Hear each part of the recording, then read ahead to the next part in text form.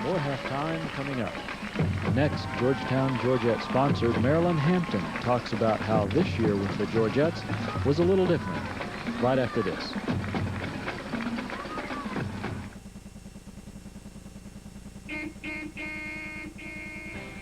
Stress, tension, honking horns, the Interstate 35 parking lot.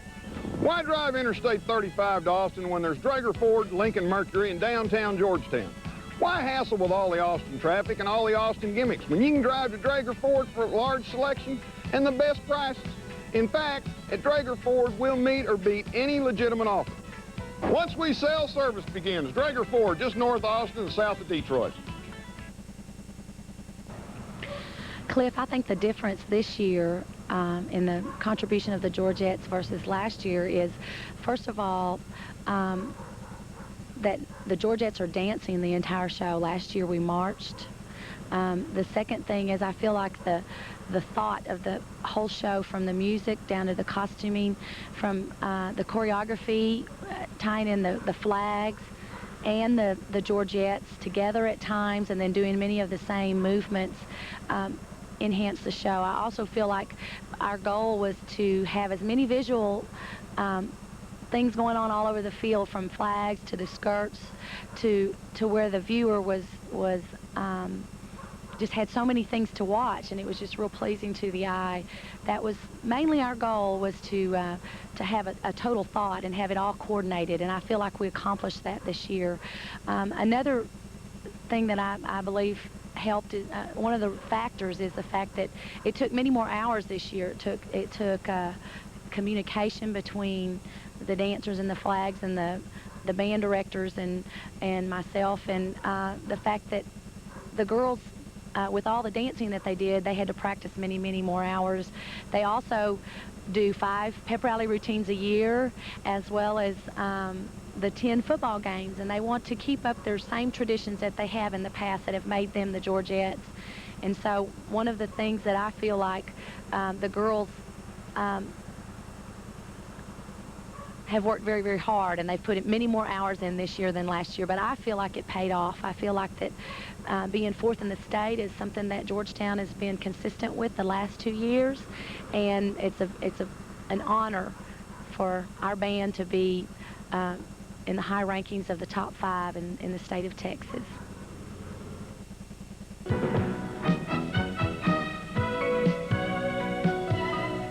What does the Heartland Bank commitment mean to Georgetown?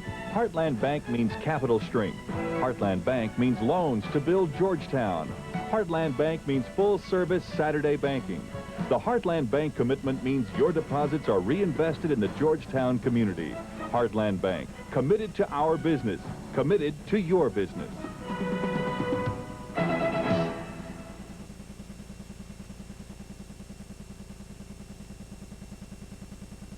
Welcome back to the second half of play here at Floyd Casey Stadium in Waco, Texas. As the cold front begins to come in, the wind is shifted. We may get some rain, but the bottom line is that the Georgetown Eagles trail the Corsicana Tigers by the score of 19-6 in what has been predominantly a Corsicana first half. The first half statistics definitely reflect Corsicana's dominance. At first downs, Corsicana had 11, Georgetown had 4. Rushing yardage, Corsicana 27 attempts for 116 yards, Georgetown 12 for 56. Passing yards, 56 yards for Corsicana, Georgetown 37. So total offense, Corsicana had 172, Georgetown 93. On passes, Corsicana had 4 attempts. They completed 3 with 2 interceptions. Georgetown completed 1 of 6 with 1 interception. Georgetown lost 2 fumbles, lost 1 fumble, fumbled twice, and Corsicana fumbled once and didn't lose it. Time of possession is the real telling story in the first half. Georgetown had the ball for 6 minutes, 32 seconds, where Corsicana had the ball 17 minutes, 28 seconds. Penalties, Corsicana 7 for 45 yards, Georgetown 3 for 25 yards. I find it very interesting that the two teams often decide whether to kick or receive the football based on the direction of the wind. And if the strategy was to take the football or kick it because the wind was blowing one direction in the first half, it would be a backfire type situation because the wind has exactly shifted to the opposite direction. I don't know what factor that's going to be. When the game started, the wind was coming out of the south. It was kind of humid and muggy. Right now, the wind has shifted out of the north. It's a very cool breeze. Someone in the press box was predicting that it was going to rain pretty heavily here in a little while.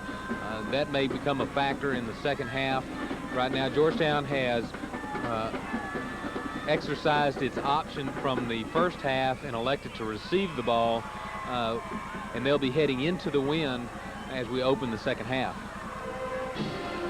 Well, the temperature is dropping, but we're going to probably see a lot of hot fireworks and action on the second half of play, Ted. First half statistics also in regard to the rushing. Lester Leonard, the 11th leading rusher in the Class 4A, had 14 carries for Corsicana for 57 yards. Quarterback Stacy Chambers has had 6 carries for 44 yards, and the fullback, number 40, James Jones, has had 4 carries for 13 yards. Well, the kick is up high and short, and they're going to hand it right off the middle, and it looks like Mike Gilmore got the ball, and he really did a good job of returning it up the left side. And as that ball was kicked, the rain started to fall. So the rain is coming down now. Right on cue. Right on cue, right as we started the second half. Many umbrellas are coming out, and David, you're right. It's almost as if that ball hit a switch up in the skies because the rain came down with it. So we'll be watching to see if that's a factor. So the Eagles will begin the second half of play with the ball placed on their own 33-yard line. Jaeger hands off to his left. Big pile up right near the line of scrimmage. It appeared that Mike Gilmore carried the football that time. Mike Gilmore in the first half had 3 carries for 13 yards. Stopped by Terrell Pearson of the Corsicana Tigers. He may have picked up a yard. And this rain will be a factor. The Georgetown Eagles are going to drive against the wind this quarter. Misdirection play that time, and the handoff went to number 34, Chris Kincaid. And he didn't get very far. On that play, the Corsicana defender was in the backfield, met the Georgetown before he having a chance to get started. It was as if he was in the offensive huddle with them. I would think at this point in time, gentlemen, that the rain as a factor would affect Georgetown more because they're in the behind position. And they've got to open up this offensive unit. Again, a misdirection play fake. Jaeger back to pass. He throws it. And that time he had to dump the football off to Chris Kincaid, who did not catch it. And that play looked pretty bad from the very beginning. And I think one of the reasons it did is because there was a tremendous defensive rush by the Tigers. Corsicana was able to get in a good rush on that. Of course, that does break up the mechanics of the passing game. Cliff Jaeger did a good job in getting rid of the ball and not suffering the big sack that was pending. Mike Grimes back to punt. Big rush. And they block it. Corsicana blocks it, and they block it out of bounds. And they'll spot the ball at the 28-yard line. Blocked by Dion Tolliver of the Corsicana Tigers. And it would appear that Coach Don Denbo's crew is beginning the second half in the same way that they finished the first half, in a strength position. They had a block punt in the first half. In fact, Mike Grimes, who's averaging right at 40 yards a punt, in the first half averaged 21.5 yards, and definitely Corsicana is seeing a leak in the punt defense. Stacy Chambers is going to have Lester Leonard take the ball, and Lester Leonard got collared really quickly by Wayne Herndon. Wayne Herndon was able to make penetration, and he was there waiting for Mr. Leonard as he came with the ball. Loss on that play of 2 yards brings up second down 12.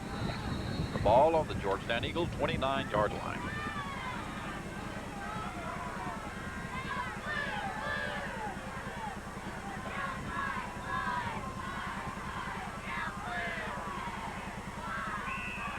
Chambers hands off to Lester Leonard.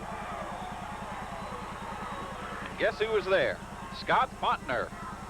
Scott Fontner is playing excellent, having stepped in when Brandon Newsom went out with the knee injury, and made a very good defensive stop there. We must reiterate, as we have told you before, that the Georgetown defense has not played that badly. They've just been on the field a long time. They're still sticking it to Corsicana, and those 19 points are rather deceptive in that sense of the word. You know, I think with the rain kind of easing up a little bit here, but Corsicana may be a little reluctant to pass the ball for fear of a fumble or anything, but looks like they're going to pass here. Good pressure. He is being chased big time. He's going to pass now. He had all day to get away, and he overthrows his man. His man was wide open, but we do have a flag on the play. But in that scramble, he did find a wide open receiver, but did overthrow him. We'll await referee Burton's signal. They threw that time to Matt Anderson.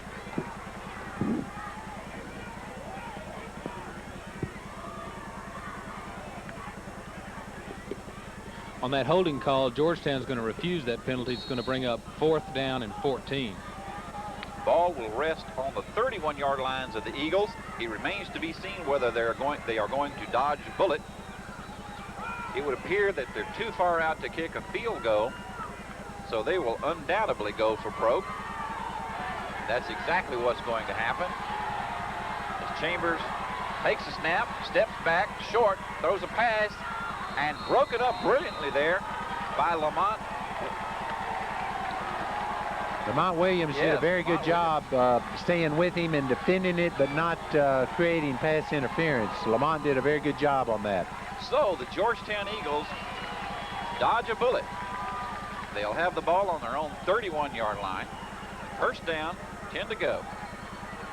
In case you're just joining us, Corsicana Tigers lead with 9 minutes left in this in this third quarter of play by the score of 19-6. That's got to be an encouragement for Georgetown. They defended their goal in that turnover play and held Corsicana out. Quick handoff to the left side that time. Ball went to Mike Gilmore. And he picks up about 3. Mike Gilmore is coming out after that fine carry, and number 25, Greg Bean, will be lining up in his position. A score right now would put the Georgetown Eagles right back into this football game. But they're going to have to show some offensive consistency against a very rugged and stubborn Corsicana defense. Jaeger drops back to pass short, looks over the middle, intercepted, picked off. And we're looking to see who it was that picked it off. Looks like it's number 48, Gary Jesse, for the Corsicana Tigers. And what another big turnover that has really hurt. That ball was tipped after it left the hands of quarterback Cliff Jaeger, and of course it'll go down as an interception in his column. But that ball was tipped.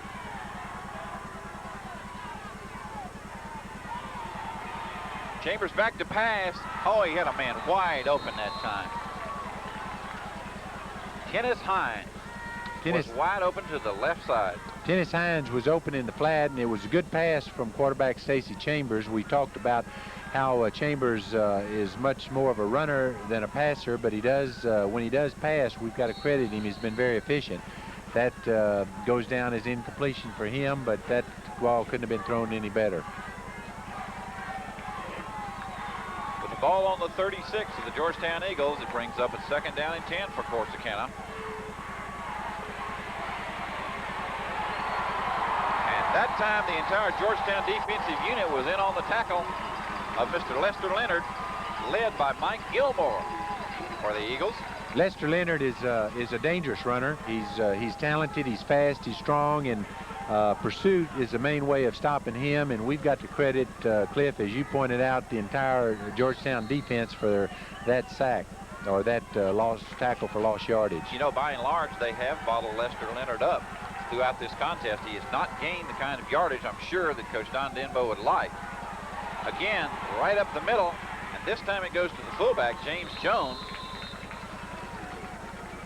before he is stopped down there by a number of Georgetown defensive players, led by Jason Jarrells, aided in there by Wes Blackwell. They will spot the ball on the 45-yard line, where it will be a 4th down and 9. Here comes the question of the day. Are they going to be able to dodge a bullet again? And if you're a Georgetown Eagle fan, that's exactly what you think, because it looks like they're going to punt. High snap, but he's going to get it away, but he gets it up high. He'll not get a lot of distance out of this unless he gets a good roll, and he does get a good roll. My, oh my, what a good roll. And they will spot the ball on about the 7-yard line of Georgetown. You know, that's what you call falling into water and coming out with a fish in your pocket, because that, first of all, the snap was high. It could have been blocked if they had a block on it. It was a bad kick. It hits that artificial turf and rolls forward, and gosh, what started out as an ugly punt turned into be almost a picture-perfect one. I wonder if he learned that saying up in Buffalo when he was playing for the Bills. What do you think? I don't know. Fish in the pocket. I don't. 1st down and 10 for the Eagles. They have to start on their own 6-yard line. 94 yards away for the Georgetown Eagles. 6:32 left.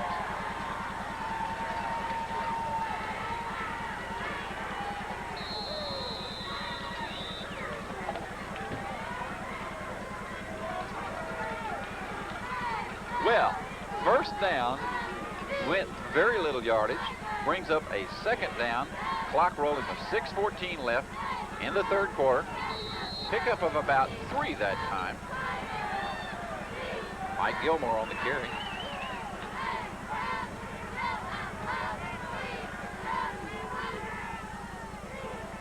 Georgetown Eagles find themselves deep in their own territory against a very strong wind. Jager handed off that time to Chris Kincaid. Kincaid makes a few yards, not many. You know, with Georgetown's offense, they do a very good job of mixing the run and the pass. In this situation with them backed up in their own end of the field, they're trying to be very conservative getting it out. Coach Al Hunt would like to have a little bit of working room, but what has happened is they've spent 2 downs and they're still looking at 3rd and 10 or 3rd and 9.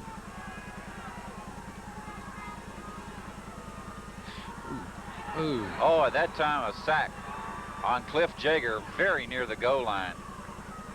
They'll spot the football maybe on the 1 or 2 yard line. That loss of 5 yards is really going to put the Eagles in the hole. They've got a 4th down punting situation, and he'll have to punt from the back end of his, not only from the back end of his end zone, but he's had 2 blocks so far tonight. And you can better believe they're going to rush him.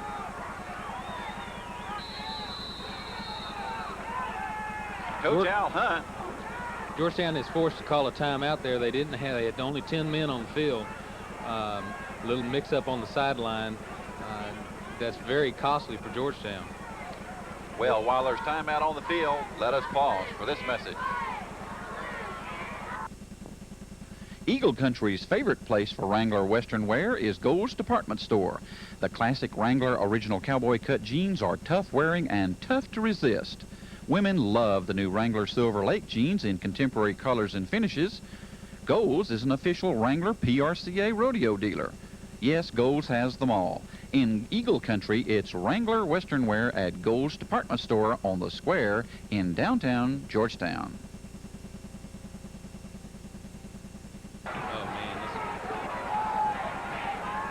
We're back with the score 19-6 in favor of the Corsicana Tigers. The Georgetown Eagles facing a 4th down punting situation. Low snap. He gets it away. It's going to be short, and it in fact is going to be run back by Corsicana, and they will have excellent field position. That time Darren Blackshire returned the punt. Finally brought down by Scott Fontner. but not before they spot the ball on about the 22-yard line of the Georgetown Eagles. And quite frankly, Georgetown was lucky to get that punt off. Scott Fonner did a very good job of covering that punt. If he doesn't make that tackle, Corsicana is almost going to bring that ball back to the original line of scrimmage. Scott Fonner did a good job. Handoff up the middle to Lester Leonard, the workhorse for the Corsicana Tigers. And he makes maybe a couple of yards. More importantly, what Corsicana has done this third quarter is control the clock. They haven't done anything spectacular. In fact, the Georgetown defense has done a very good job, but the offense has not been able to move out from the shadow of their own end zone. Corsicana knocks on the door again. This time a keeper by Stacy Chambers. Brought down again by Scott Fonner, who's doing a yeoman's chore on the defense for Georgetown. They will spot the ball about the 13. Stacy Chambers, the quarterback for Corsicana, was injured on that play. He got up limping, looked like he twisted his ankle. So the trainers for Corsicana are going to come out and look, see what's going on. That's the last thing the Tigers want, is to have their main quarterback, who's been a key player for them tonight, out with an ankle injury.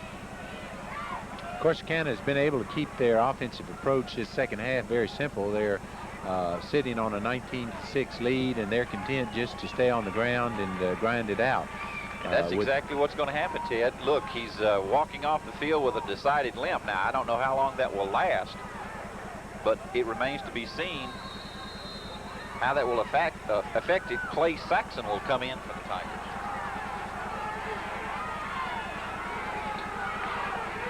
Clay Saxon appears to be on the roster listed as a sophomore.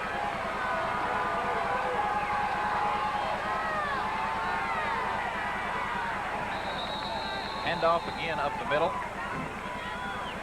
This time it goes to James Jones.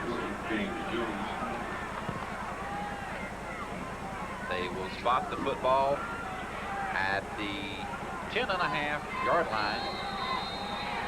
They do pick up a first down.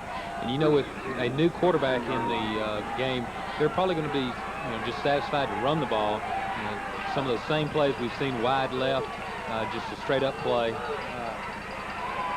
Lester Leonard comes out, and they are going to throw him for a huge loss.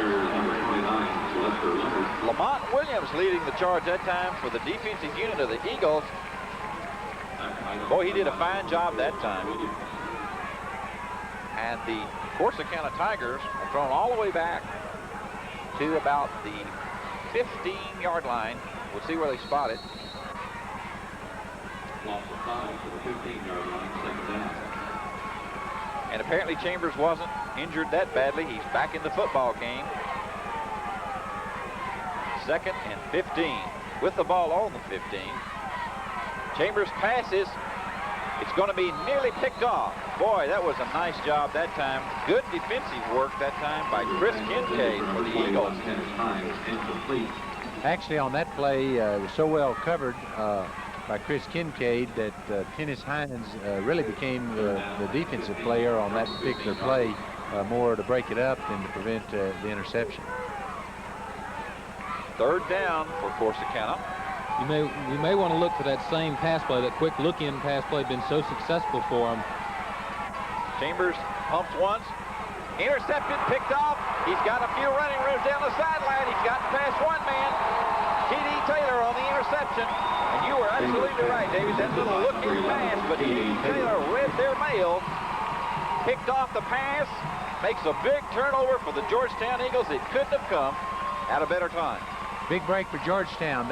We talked all in the first half how every break seemed to be going against them, and it certainly was a prime time. And David, you're right. That was Corsicana was going back to the well that had served them so well in the first half, and you can bet during this halftime that play was chalk talk for with Coach Jim Ward, defensive coordinator, and Coach Al Hunt with the Georgetown Eagles.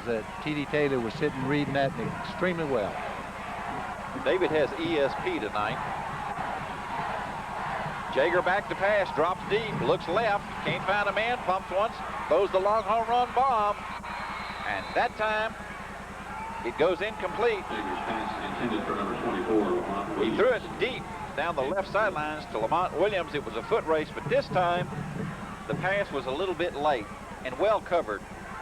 We had very good coverage. Lester Leonard, of course, has been the workhorse on offense, and from his defensive backfield position, had the ball well covered. In fact, Lamont Williams, it was just the exact opposite of the play earlier. Lamont Williams almost had to go on defense to keep that ball from being intercepted. Roger Castillo comes into the game, as does Lamont Williams.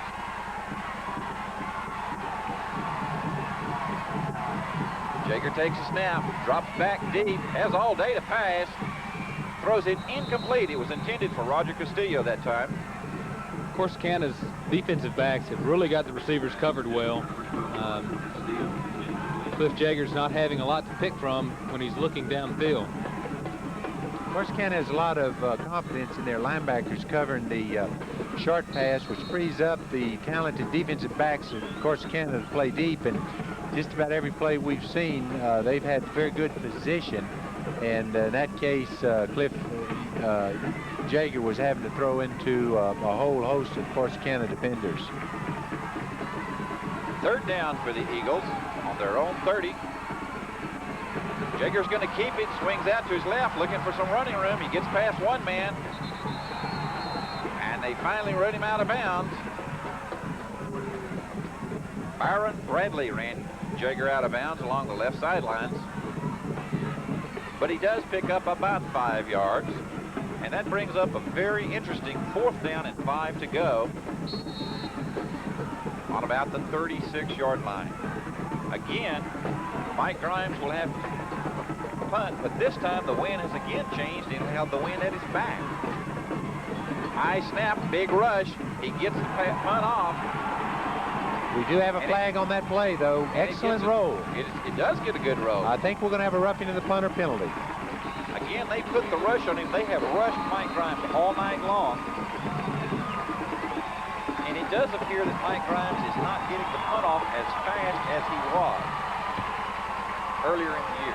And I think this penalty that we're going to see, it may be roughing the punter and not just running into the punter. Either way, it's going to be a first down. A 5-yard penalty will get him a first down, but this is going to be the 15-yard penalty. Boy, what a big play again. First the interception, now the big penalty, and that has advanced the cause because the Georgetown Eagles started on their own 5-yard line, I believe, originally. No, correction, 29. I was thinking about the previous drive. Nevertheless, the Eagles now have a first down on the Corsicana 49-yard line. The clock is still running with 1:27 left in this 3rd quarter of play. Pitch out this time to Wes Blackwell around the right side. Wes Blackwell gets very good yardage before he's brought down by Dion Tolliver. Wes Blackwell doing a really fine job on the pitch out that time, but we've not seen a great deal of success on the pitch out tonight. Georgetown is using part of their offensive game plan, their arsenal that they haven't used a lot this season, and that is the option. Cliff Jaeger has, the times he's called that, has mainly kept the ball, but tonight we're seeing him going to the pitch, the outside pitch, and Wes Blackwell has had a couple of good games with that play. Second and short yardage for the Eagles. They hand it off to the left side. That time carrying the football was Wes Blackwell.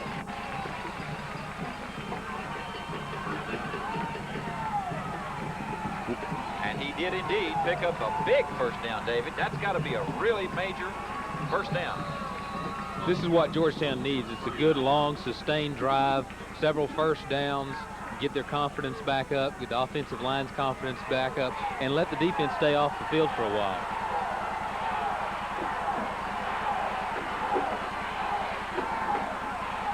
Jaeger keeps it, looking to try to get to the outside over here on his left. He does not get outside.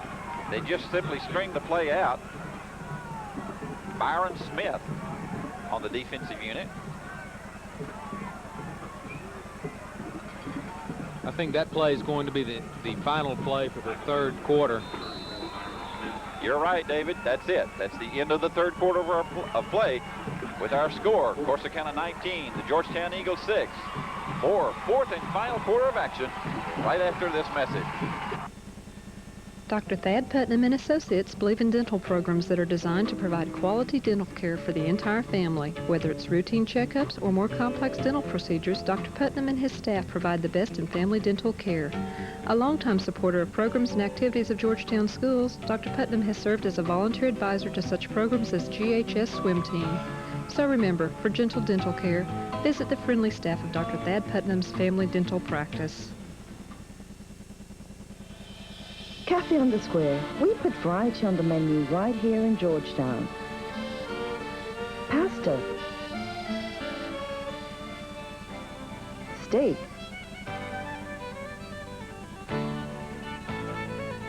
Seafood.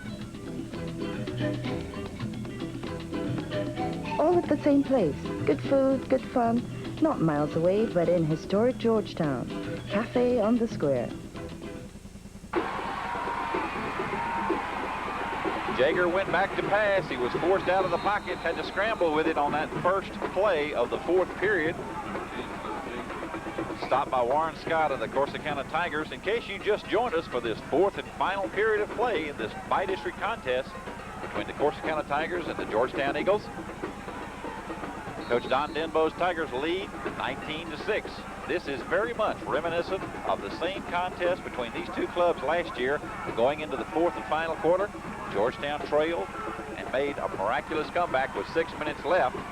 And they're on a drive right now. It remains to be seen whether they will score, but they have been on a sustained drive. Jaeger's back to pass. They flush him from the pocket, and he gets away, and they bat down the pass, but it was a miracle that he even got the pass off. Cliff Jaeger did a good job of getting the ball off. Otherwise, that could have been a big sack. If we look at the statistics at this stage in the second half compared to this stage in the first half, in first downs alone, in the first half, Corsicana had 7 first downs to Georgetown's 1, and at this stage of the second half, Georgetown has 2 first downs to Corsicana's 1. So maybe that's indicative of Georgetown getting this thing turned around in the second half going into the fourth quarter. The big difference right now is that the Tigers hold a 13-point advantage. I think Georgetown was thinking for a while whether they would go for it or not. They do bring the punter in, Mike Grimes. Grimes will be punting into a very stiff wind. Gets it high. And he is headed for the coffin corner, and that's exactly where he gets it. They'll mark the ball out at about the Corsicana Tiger 9-yard line. So that puts the Tigers at least in a field position that they would not particularly care to be in, with 11:01 left in this contest. What has Georgetown got to do to get back into this football game? Is that score? That's the obvious answer. Corsicana's strong running game, you can definitely count that they're going to be interested in moving the ball and chewing up the clock. Georgetown, on the other hand, from a defensive standpoint, has got to be able to stop that running game to get the ball back and have a chance to get back into the game. Well, Chambers led his crew up to the line of scrimmage. Apparently they had some discussion about it. So they've gone back into the huddle to regroup. They send James Jones wide out to the left. Another man wide out to the right. Quick up the middle handoff, that time to Lester Leonard. But Lester Leonard got nowhere.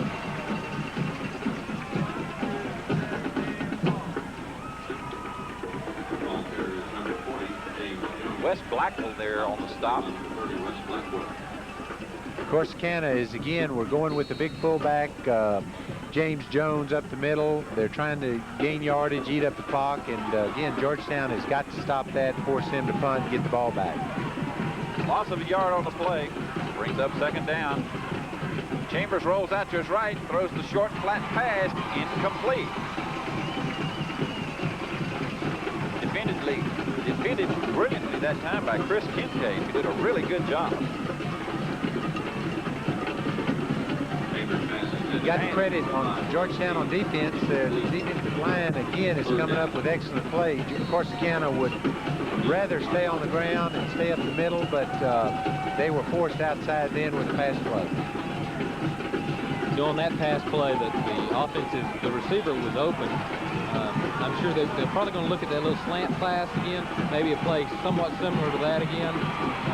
Looks like Casey Chambers runs out to his right. They're going to chase him out of bounds, but I think he'll pick up a first down before they manage to knock him out of bounds. I don't know whether he deliberately was trying to sweep around to his left on a keeper or was in fact looking downfield to unload the ball. It really doesn't matter at this point. Well, we're going to have close to first. We're going to have a 4th and short situation. Actually, Chambers had his Dennis Hines, his receiver in the flat, open, but he elected to run and trying to get a first down. And Georgetown alertly played the run and prevented the first down. Brian Hopkins back to punt for Corsicana. They put a big rush on him, but he gets it off relatively short, but that's because of the wind, and the wind literally blows the football back into the Tigers' face. So Georgetown will come out on that exchange with very good field position on about the Corsicana Tiger 41-yard line.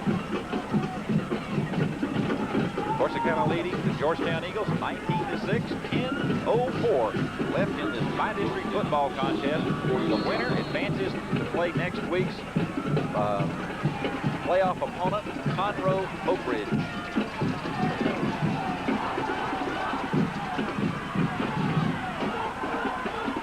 Draw play right up the middle to Wes Blackwell. But we do have a flag on the play. We may have a little motion against the Georgetown Eagles. Referees are now discussing it, talking it over. Georgetown indicates it's against them. No, it's going to be against Corsicana. Corsicana had 12 men on the field. I'll tell you what, Eagle Eye Davey does it again. He's got much better eyes than Well, the reason I knew I was looking at the referee, and he was standing out there counting, so I was seeing what he was counting, and he was counting the Corsicana players. And sure enough, there were 12 standing around out there. Another break for Georgetown. We talked in the first half how things seem to be going against Georgetown. We see them, some of the breaks coming their way. And at this stage of the game, they are sitting with pretty good field position.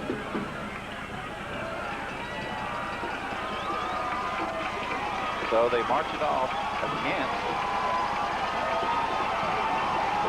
Corsicana Tigers. What a big break. I'm telling you, if you wanted a break in a football game, this drive has been aided by at least two key penalties that we know of. Now the Eagles are on the 23-yard line of Corsicana. Pitch out to the strong side. That time Mike Gilmore on the carry. Georgetown has done a good job, but so has Corsicana's defensive unit. They have done a very good job against the running of the Eagles tonight. That play brought the ball down to the 19-yard line, where it will be 2nd and 7. This is a key play and a key series, I might add.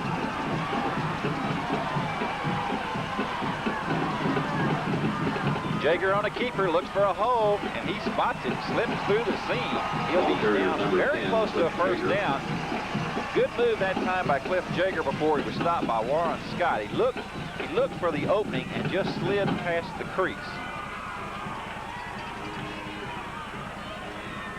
Going to be just a little short of the first down. Looks like it's going to be maybe a half a yard short. The referees mark it 3rd down.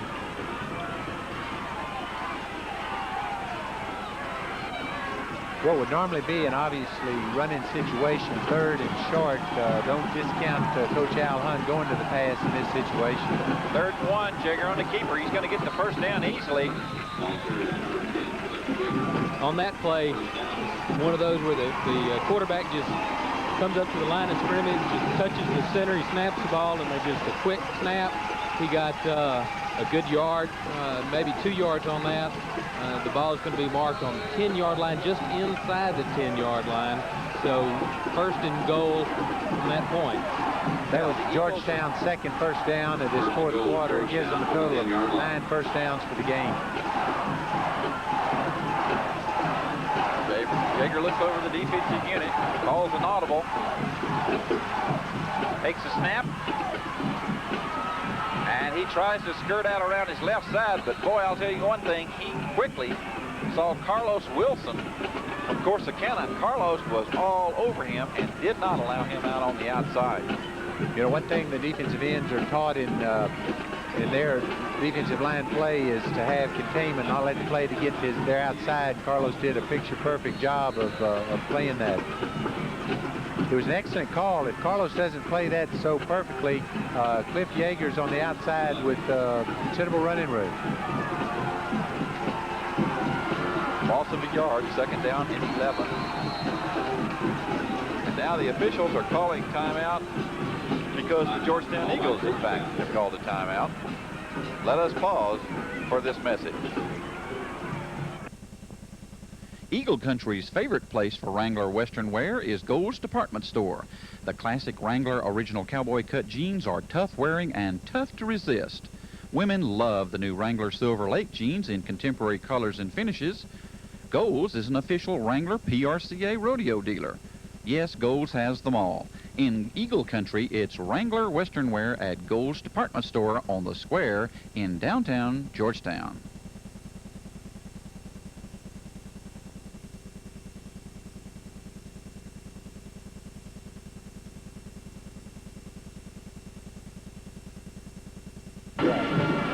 We're back with 7:38 left in the fourth and final quarter. The Georgetown Eagles on the Corsicana Tiger 11-yard line. Just had a brief timeout. On the previous play, you saw Cliff Jaeger trap. The intent of that play was to kick out the defensive end and let Jaeger slip inside him. But Corsicana stayed at home. Carlos Wilson did his job, tackled him for a 1-yard loss. Right now, both teams have 2 penetrations. Georgetown has 9 first downs, Corsicana 10. Oh, there's a fly pattern pass. Oh, and he drops it. A fly pattern pass for a sure touchdown to Lamont Wilson. We do have a flag on the play, and Lamont just jumped a second too soon on that, but we do have a play. We'll wait referee Burton's signal. We apologize to Lamont Williams instead of Lamont Wilson. We got so excited seeing him all alone in the end zone for another one of those jump passes. Now the officials are indicating that the penalty will be against the Georgetown Eagles. They're discussing it with the Tigers to see what options they will take, and I'm sure that they're going to want them, the officials, to march the ball back. That was a critical play, and this may be a very key and critical penalty, I might add.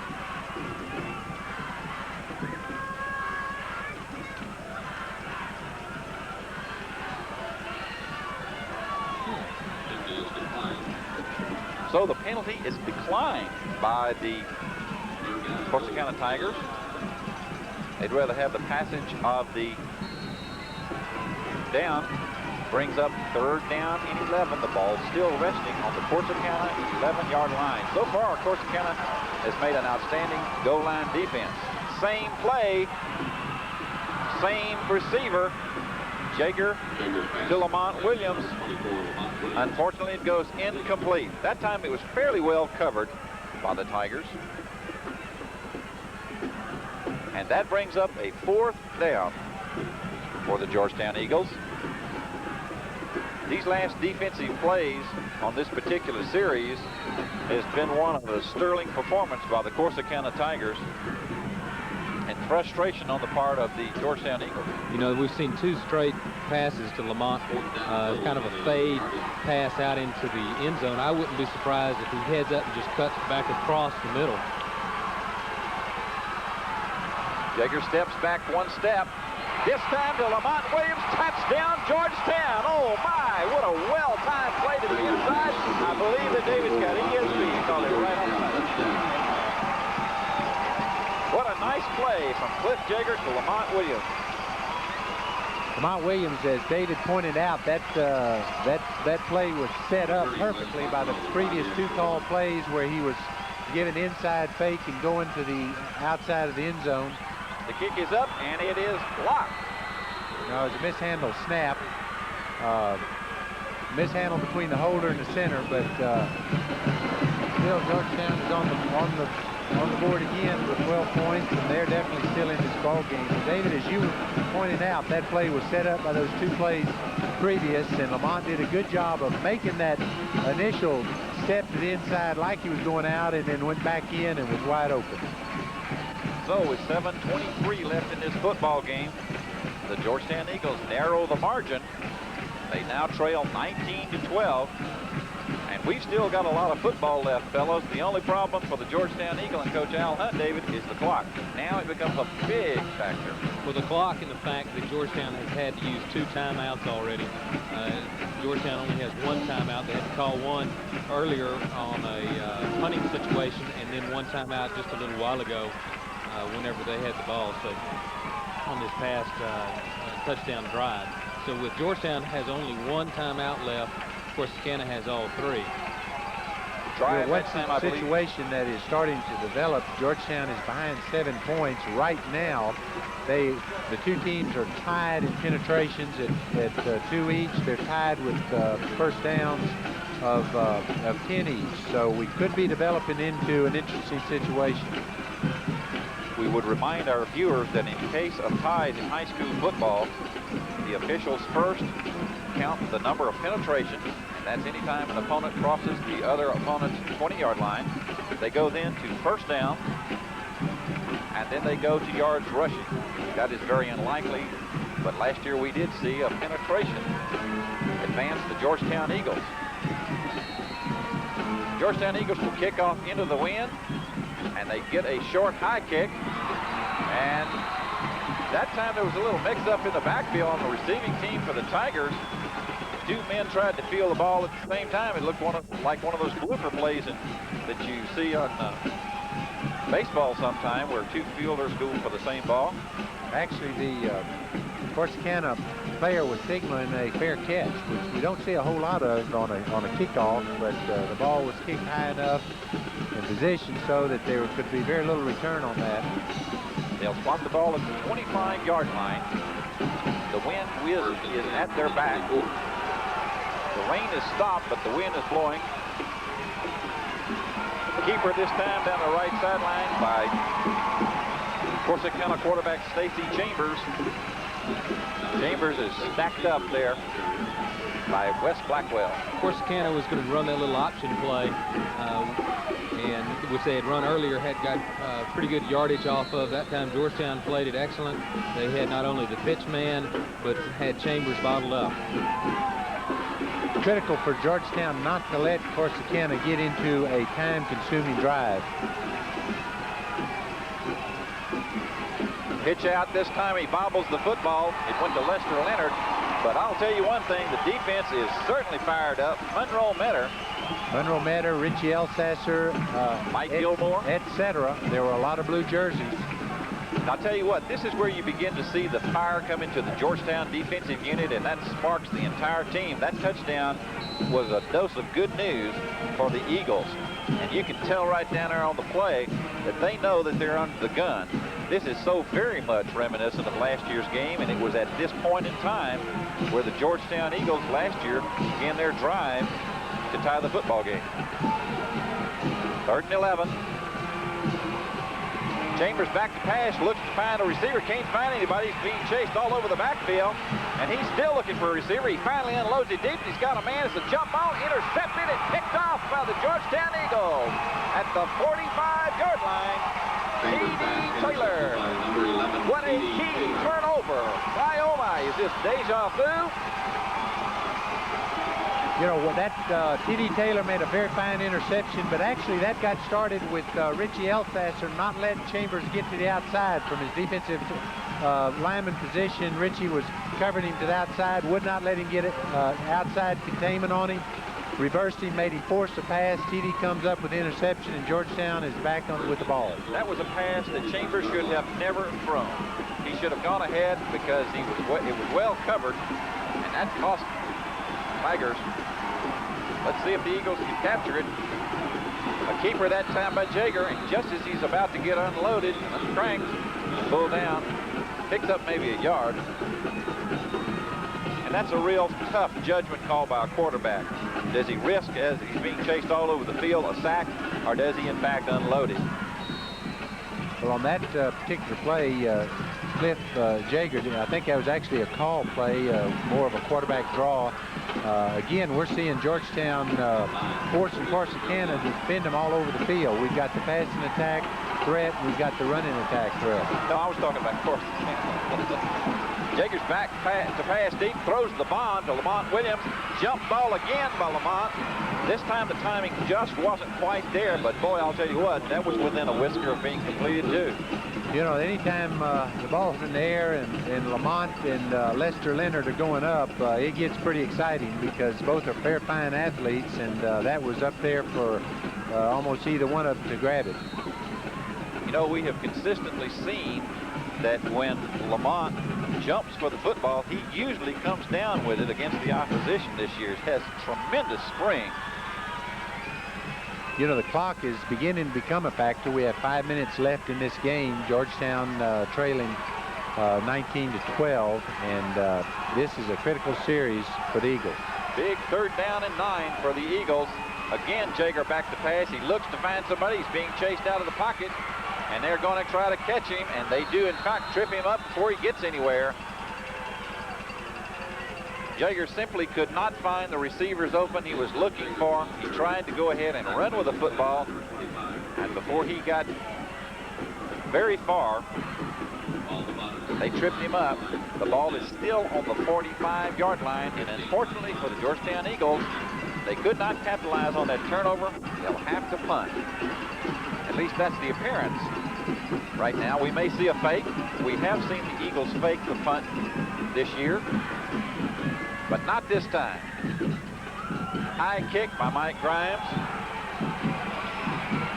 And good defensive play by the Georgetown kick coverage team.